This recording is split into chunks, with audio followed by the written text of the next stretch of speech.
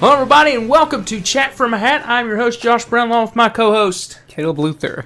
As Josh pulls a cookie out in the first 2 seconds of the show. Nope. Well, the reason why I pull a cookie out the first 2 seconds of the show, Caleb, is because we've already done this.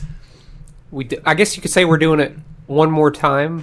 One more time. That's coming later. Yeah. But yeah, we did record this Sunday, and again, this has happened only twice, but it's a defeater. It's too many. Defeater every time it happens. Whenever you record an entire episode, a 90-minute episode. I believe the last one was probably about 90 minutes. Yeah, it was 90 minutes. It was 90 minutes. And then all the audio is just like defected and screwed I have up. never in my life wanted to throw a computer so hard in my life I had to bring than him I down. have those last 2 times. I had to bring them down, folks. You know what, Caleb? You know what the funny thing is that we got started and I do not even have my list up. Well, you know what? That's okay. We're gonna do it from memory. That's what we're gonna do. I got my list up. We're gonna do it from memory. It's crazy because Sunday I was talking about whenever you asked me how it's going. When you was asking me how it was going at the beginning of the episode, I said it was kind of a bad week, and then that happened, and then the audio. Yeah, and then it just became an I'm not even going to talk about how the week was bad because it's a new week. It's a new week. New week. Caleb, how's your Monday been and your Tuesday been? Since we're recording this on a Tuesday, how was your Tuesday? It's been okay. Fascinating. Kind of, I guess. Fascinating. We usually try to differentiate our work from the podcast, but I got to talk about what I did yesterday. So I went to a memorial service it was a candlelight vigil for victims of homicide. Uh-huh. And it was honestly one of the most... what's the word I'm looking for? It was very grounding. Mm-hmm. Just how short life can be with things. You know what I mean? Like, and how quickly life can just end like that for somebody. It was their first time doing it. They had a really, really good turnout. They had a really, really good little candlelight visual, and I applaud them in Williamson for doing that for people and just letting people be able to remember their loved ones that have passed away from violence. So now that I have brought the whole entire episode down. Hey, wow, geez, thanks. You're welcome. You're welcome. Let's continue. Caleb, so your week was fine. Your Monday, Tuesday was fine. Monday and Tuesday was fine. Your Monday and Tuesday have been fine. fine. Last week was awful. And Sunday just topped it off. Buddy. Caleb, what did we even catch up on the last episode on Sunday? I know we talked about organically whatever. We talked about the Adam Sandler episode, and some people did comment on the Adam Sandler episode, which guess what? I'm going to read again because I've already read it, and people commented on the Adam Sandler episode. We're trying to recreate the episode. And so now we're going to read them. What they said was, Talise said The Wedding Singer, one of my favorite rom-coms. Christy Adkins put, I guess, her top 10, but she said she honestly loves them all. She put That's My Boy and Grown Ups and, just go with it and stuff like that in it, and I question it. There were some bangers in there. There were some bangers in there, too. Wedding Singer, 51st Dates, Billy Madison, Big Daddy, Longest Yard. Steph Leppard said that Billy Madison will be her all-time favorite, not just Adam Sandler movie, but movie in general. So her favorite movie, I assume, of all time is Billy Madison. I don't know how I feel about that. Billy Madison, Goodfellas, I don't know. It's between the two. Well, Caleb, you wanted to talk about the new Blink-182 songs. I guess we're trying to just not completely repeat what we did Sunday. Because Sunday I brought up the new Mitski album, which is great. If you're a Mitski fan, check that out. It's great. But then I remember Blink-182 put out 2 songs last week, and we only expected 1. Yeah. And then they dropped 2. I was like, oh man, 2 Blink-182 songs. We got 2 new Blink-182 songs. Caleb, I have some things to say. Blink-182 is the band that got me into playing guitar. I was 13 years old. Loved them. Now, the stuff that got me into playing guitar, I don't like as much because it was kind of like primarily Take Off Your Pants and Jacket.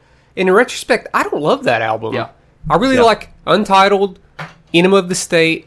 I think Dude Ranch is really good, and I think Neighborhoods is vastly underrated. I'll agree with And that. Dogs Eating Dogs was good. The was EP? really good. The EP? Yeah.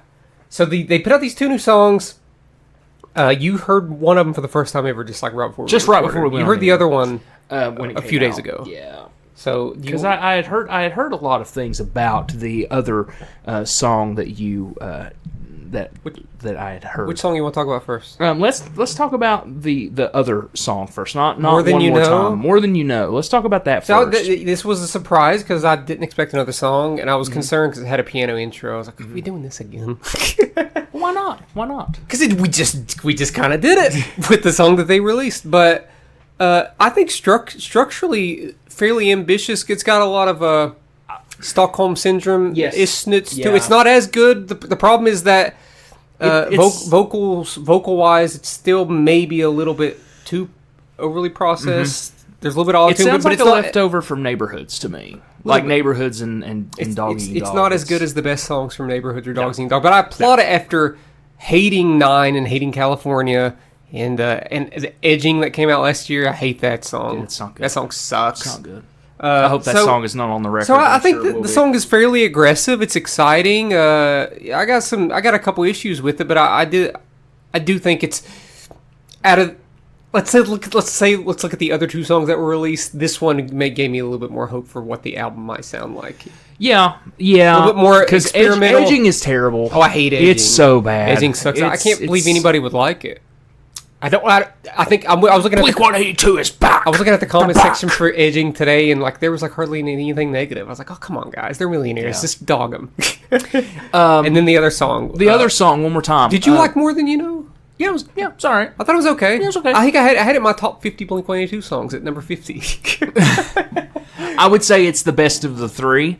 I would say it's the best of the 3 by a lot. I did not like One More Time. Yeah, I don't like it either. Don't and, like and here's it. the thing: well-intentioned. Don't I like understand it. It's sincere, whatever. Yeah. But I also find it to be extremely pandering to Oh, yeah. to the fan base that are like, "Oh, just give us Tom. Just give us all of them Just together." give us Then they're Tom. in surface level going to talk about all the things that's happened to them. Tom, where are you? They're gonna. It discusses Mark's cancer, which thank God he. Oh yeah, He's absolutely. survived. That was a But he's that in was a remission scary and everything. But the way they approach it is very surface level. The way they approach Travis's plane crashing, very yeah. surface level. The way they talk about Tom being abducted by aliens, they don't talk about that. But it's all just very surface level. It does the same 4 chords the entire song. It is extremely over processed. Oh, yeah. Tom's vocals especially very. Tom's vocals don't Very he doesn't- pitch He doesn't sound like Tom. No, It sounds like an AI version that's of why. Tom. That's why I was talking to you about how Neighborhoods people are like, this doesn't sound like Tom. His voice had changed, Yeah. and they didn't use all. If they did use auto tune and pitch It's correction on very light. Neighborhood, It's very light. Mm-hmm. it was done in a way that it's invisible. Whereas with Edging, it's definitely Edging. yeah. That was all, whatever. What One More Time. Yep. And More Than You Know to some extent, you can hear it. Yeah. And I think the production, especially on More Than You Know, is better than the stuff on Nine in California. I loathe the way that those albums sound.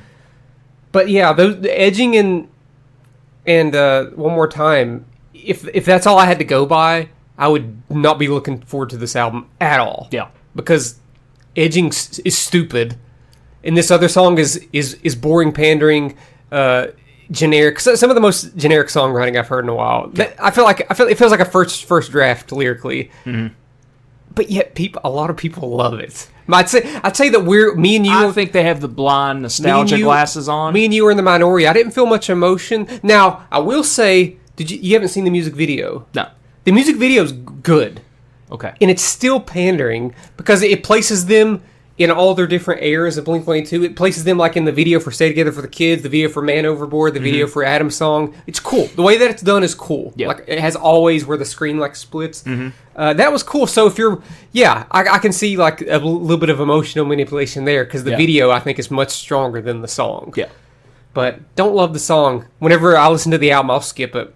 I'll skip that song and I'll skip Edging. So I think there's 16 songs on the new album. Good God, man! There's 16 songs. Why, guys? Are there any intermissions? Any intermissions? Untitled has 14 or 15 songs. Yeah, but it's got 2 there intermissions. might be intermissions. I don't know. Well, Neighborhoods also had. Neighborhood's 2 the deluxe, intermissions, so. the version that I like to look at with all the songs Yeah. on it because I don't know why they'd cut any of those because That has about the last 3 songs on the record are really good. Man, Fighting the Gravity is great. Yep. I don't know why that would be like a deluxe. And the last song is really, really good. Oh, God. Even if she falls. Yeah. That's good. Yep. Good song. Good song. Don't love the One More Time of it all. Don't love it. Yeah. I know people do, but I'm just like, this is sophomoric. Even though it's not their sophomore. Yeah. But still, it's the sophomore song on the new album. So don't love it. If you like it, that's cool. I get it. I get it. Whatever. Whatever. We're right. Whatever. You're wrong. We're right. I'm right. You're wrong. I'm still. I'm big. You're small. I'm still looking forward to listening to the album when it comes out. We'll see. That doesn't mean I'm gonna like it. We'll see. Travis Barker produced it. Oh boy. And I don't know if you know that he produced such bangers as the last 2 Machine Gun Kelly albums, if I'm not mistaken. Which as we all know, are just like, they're bangers. Awful. They're bangers. They're just awful. No, they're not. They're great. Joshua. They are great. Joshua's Tree. What are you talking about? You know they're bad. They're great. They're awful. They're great. Machine Gun Kelly is the most underrated artist of our time. Oh my God, Josh, you're making me throw up. Yeah. Trust me. Me just saying that. I hope this audio gets defected after you saying that. What's next? I don't like Machine Gun Kelly at all. Well, Caleb, where can people find us? Because that's the episode. Because I refuse to go through these movies and shows again. Yeah. Anyway, so I'll tell you this, people, is that I slimmed down my list a little bit. I cut it down because we ran a little long on that last one. We ran so long, and then it didn't even matter. This episode is not going to be long at all, folks. I'm going to go ahead and tell you that now because I've already said what I want to say, and you can blame technology for that. Yeah. Caleb, your first movie. We didn't even say what the was about. I'm sorry. Didn't say what it is we're doing. Oh, God. Josh is just like, I'm over this. I'm over. Yeah. Completely, totally over this. We came here to talk about Blink-182. That is it. Because it's the only new thing we talked about.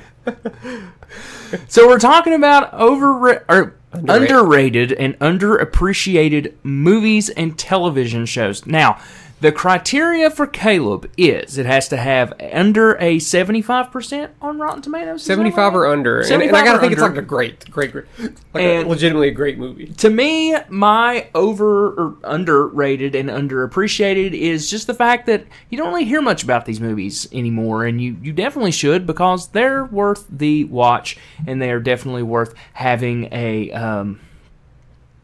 sit-down watch. A sit-down watch. Oh, the one thing we forgot. Real quick, The Office may be getting a reboot. Yeah, that is true, dude. I just saw it on my Facebook while I was scrolling to get my stuff. A little bit of worry. It is worrisome, but at the same time, original creator, not Ricky Gervais, but I believe Greg Daniels. Yes, coming back. If I mean, like we said online when we talked about it, what's Steve Carell doing now? Yeah, I was talking about this with some coworkers today, and we were listing off nearly every actor in the show, with the exception of maybe John Krasinski. Yeah, we're like, Steve Carell didn't become a big movie star. He's not on the morning show anymore. That show, I mean, it's not out of the realm that he'd come back. Yeah, and they'd come up with something else. Then we were talking about are they going to be able to make Michael Scott say similar stuff to what he did back in the day? I was like, to some extent, but nowadays you can't, like a protagonist, this isn't like a cancel culture thing or whatever, or PC culture thing, but in most sitcoms show, I'm judging by let's say a Brooklyn Nine-Nine, which the show always, characters didn't say offensive things. Right. But it was very funny. It was very, very funny. And usually they'd leave, if a character did say stuff like that, it was more of an antagonist kind of character. Yeah. And Michael Scott's not that. So it's like, well, what do you do? You can ride around it. I think it's still Steve Carell gives one of the best comedic performances of all time as Michael Scott. Yeah. And it's his delivery. He's still going to be dumb to some extent, but as we saw in the finale, he's more matured, Obviously, they didn't dye his hair. He had his natural hair color of gray, Steve Carell. He has kids now. He has a wife and kids, and I mean, there'd probably be a little bit of maturity. Yeah, there'd be some growth. So like he wouldn't be saying like homophobic things or Yeah. or racially insensitive things. Probably. Yeah. There's still stuff you can get by with. People often say, "Oh, you couldn't make Tropic Thunder now." I think you could. I think you could. You could even. There's one thing you'd have to cut out, and it's not the Robert Downey Jr. thing. I think you can honestly do that because the way that it's using satire, making fun of Hollywood, it's actually pretty good, and most people will agree with that. The thing that's not good in Tropic Thunder is the stuff with Ben Stiller, where they're making fun of mentally handicapped people. Yeah. You couldn't do that now. That's the one thing, and I don't think that would bother anybody. Yeah. Cutting stuff like that. So, in the case of Michael Scott, go for it. Yeah. Bring back Steve Carell. Bring back Rainn Wilson, and you got me. And then Pam Beesly, the Jenna Fisher, she has a podcast about The Office, and so does her and Angela. Have the podcast together, and I believe even Kevin might have the actor that played Kevin might have. I think John. I think you could make it work with John if you made him a guest starring character. Maybe. Like he should be able. Okay, picture it. Like Dunder Mifflin has expanded. He's doing his own thing. They've moved to Philly. So Dunder Mifflin has its own branch wherever he's at. But it could be, you could make it work. You could be to where he has to come in sometimes to talk to Michael about certain things, or him be there. Michael moved to Colorado, right? With Holly. So I don't know. We'll just have to see. We just have to see if it works. Maybe it's like a completely different cast, and and we'll all be very skeptical. Yeah. But then maybe it might turn out good. Who knows? Greg Daniels, I believe, was the head of The Office, Parks and Recreation, and I believe even Brooklyn Nine-Nine. Yeah. And those are all great sitcoms. Some of the best sitcoms of all time. You could easily do a whole new show of The Office and not have anything to do with Dunder Mifflin or anything like that. With different characters? With different characters. You could, but is that what we want as people? At this point, I hate to be hypocritical by saying that Blink-182 pandered to its fans, but pander to me a little bit, The Office. Just a little bit. It's different though, because then it's, again, it falls into the thing of reboot versus sequel. You see what I'm saying? Yeah. If you're going to reboot, if you're going to call it a reboot with the terminology of reboot, they use that word for everything, right? And I'm at this point, I'm like, whatever. Yeah. I know that's probably not what they mean, right? That's essentially a remake. Yeah. So. We'll see. We have no way of knowing, but that was one of the first big announcements after the writer's strike. The writer's strike was an Office. They probably had that. They had that for months, probably, and they couldn't do anything. They couldn't write anything. They couldn't talk about it or anything. So, okay, let's hope that the actors get the things that they ask for soon. Yeah. The actors, so that people can start making big blockbuster Expendables 5. Yeah. Electric landslide. Yeah. All right. First movie. We're talking about underrated movies. Underappreciated movies. This is one that I didn't cut out because I feel firmly about it because I still think it's one of the greatest comedies of all time, and it stands at a 75% on Rotten Tomatoes, and that's Walk Hard, the Dewey Cox Story. I agree. It's great. I agree. Joke for joke. There may not be another movie that makes me laugh more. Would you agree with that? I would, yes. It's just great all around. It is across the board. It's great. Movie. It is incredible. A top 5 comedy for me at a 75%. That's insane. Yeah, and I was talking. It's crazy to me. We were talking about whenever we recorded Sunday that it came out the same year within like a 5 or 4 month span of Superbad and Knocked Up, and I believe even the poster said like from the people that brought you Superbad and Knocked Up, and it's not like those movies. No. It's an absurdist, really satirical, like parody music movie, and it does a really good job at it. I was also saying that if a parody movie can literally ruin an entire genre, yep, I have a hard time watching a music biopic anymore because of this. So, as I was watching Bohemian Rhapsody, that was what I was thinking about the entire time was Dewey Cox, and I was like, oh come on, Dewey did it. Dewey has done this already. Done it well. He did it way better. Did it so well. That's my first. That should be like a 90 on Rotten Tomatoes, and I think it's coming around. I think a lot of people consider it to be one of the funnier movies that they've seen. So, what's your first movie? Can't disagree with that. Can't disagree with that at all.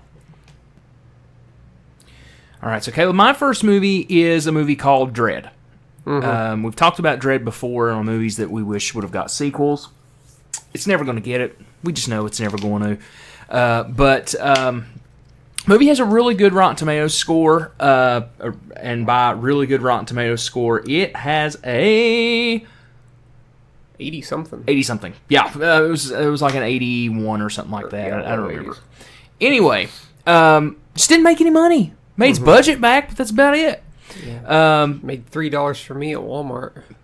Yeah, I still haven't watched it. $3 from Walmart. I still haven't watched it. But no, it had a $45 million, but it says a $30 to $45 million budget, but it only made $41 million at the box office, which means nobody went to watch it, which is sad. But again, like I said, it was on Sunday. It came out around the time of. Yep, I just completely forgot what it came out around. No, it came out in 2011. It came out in 2011. Maybe.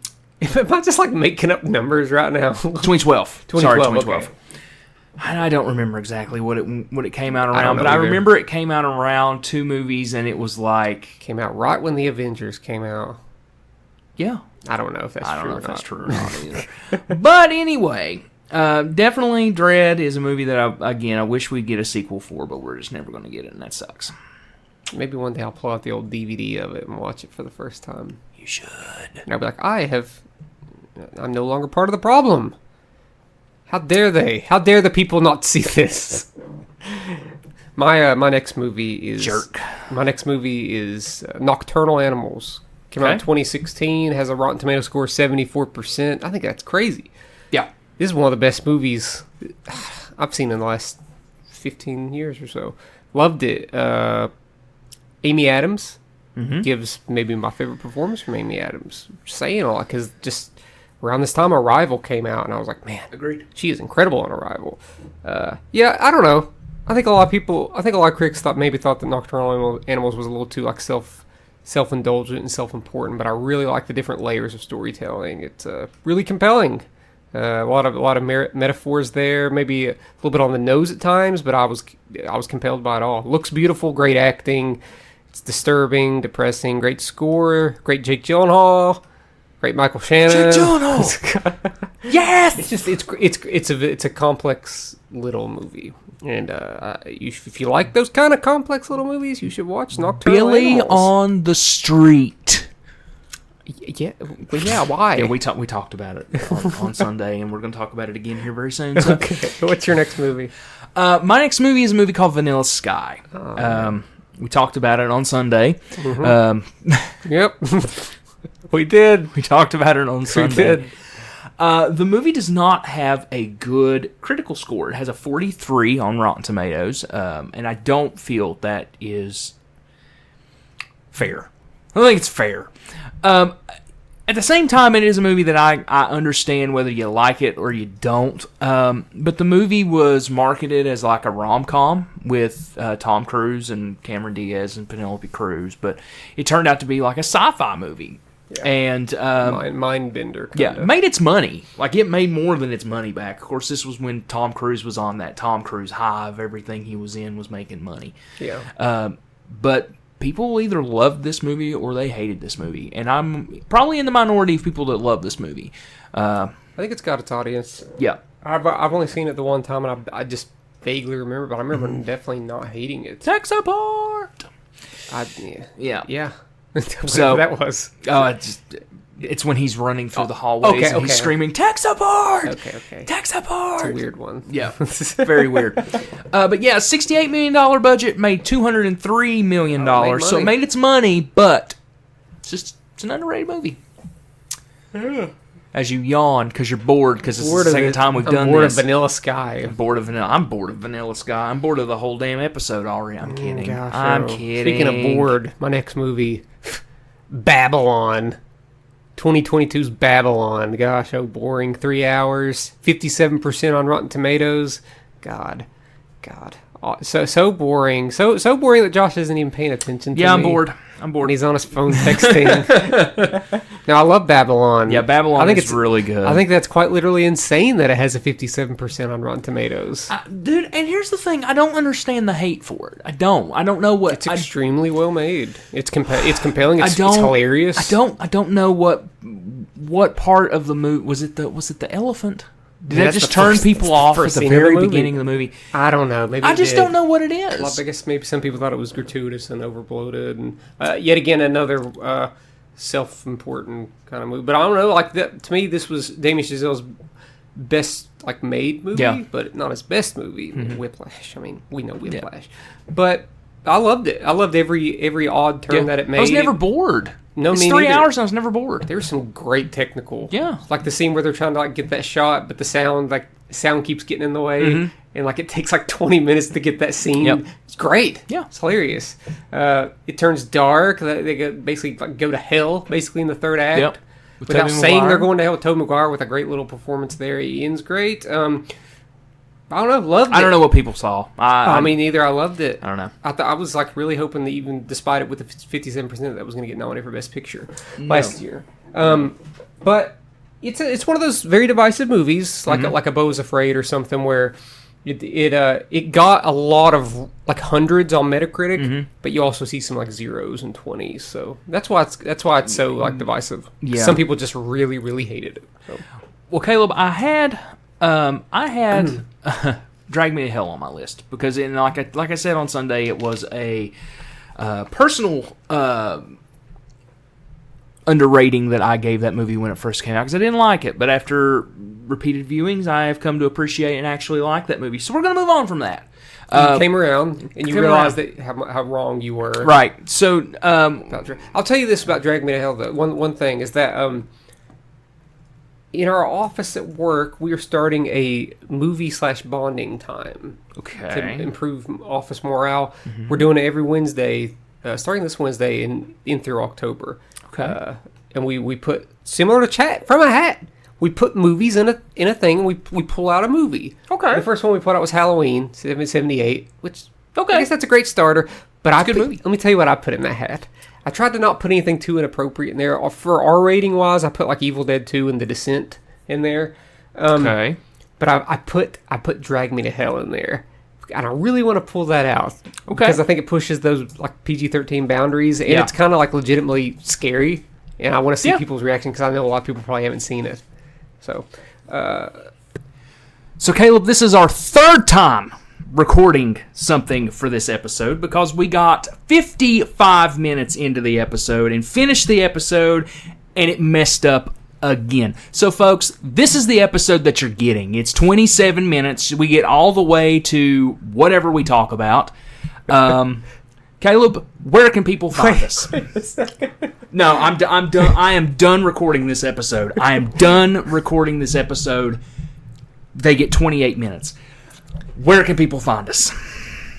well, what's next week's episode? Next week's episode is our favorite foods. We're talking about favorite foods. You said shrimp. I agreed.